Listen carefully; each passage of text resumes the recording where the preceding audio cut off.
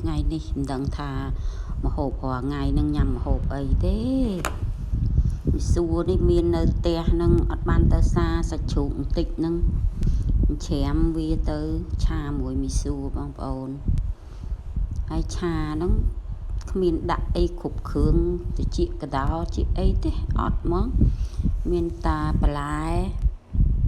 ស្ពៃក្តោបនិងការ៉ុតនឹងឯងចាតែឆ្ងាញ់បងប្អូនមីសួរឆាទៅទុន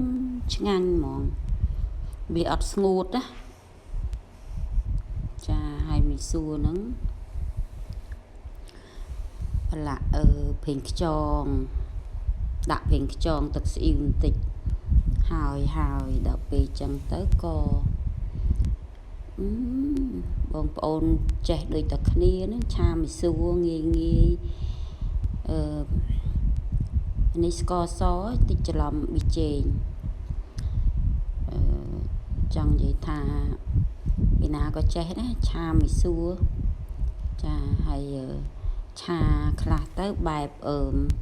យើងដាក់ជីកកដោហើយប៊ីយឺហឺអីចឹងណាចាពពុះសណ្ដែកអីចឹងទៅប៉ុន្តែនេះ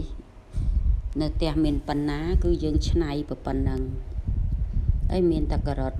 មួយមើមទូចហើយស្ពៃក្តោបមួយចំហៀងទូចនឹងឯងចឹងក៏ឆ្នៃឆាបែបអញ្ចឹងទៅតែឆ្ងាញ់ណាចាមីសួរនេះមានប្រេងខ្យងមានទឹកស្អ៊ីវហើយស្រាចាក់ចូលច្បល់ទុនវាថាឆាវាអត់ស្ងួតណាមីសួរតែឆាវាថាស្ងួតពេកអត់ចេះហូបទេវាឲ្យមានសំណើមទុនស្ងួតបែបមានសំណើមអានឹងឆ្ងាញ់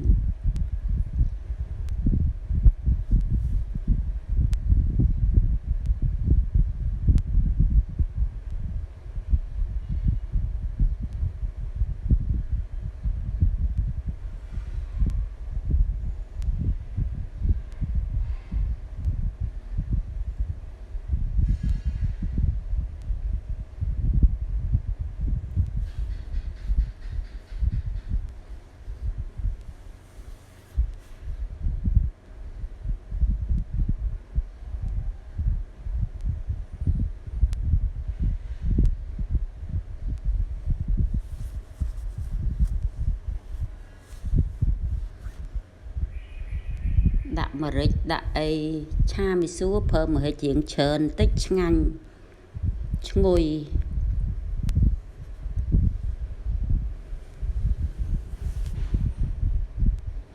ឆ្អិនហើយទុនល្អវាថាមីសួរវាថាអត់ស្ងួតណាវាទុនមានសំណើមនិយាយទៅចា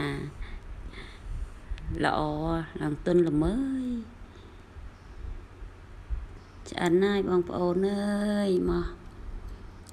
អរគុណច្រើនបងប្អូនដែលបានចូលមើលខ្ញុំធ្វើម្ហូបរៀងរាល់ពេលខ្ញុំផុសប៉ុន្តែមិនបានផុសរាល់ថ្ងៃទេបងប្អូនជួនកាលបាន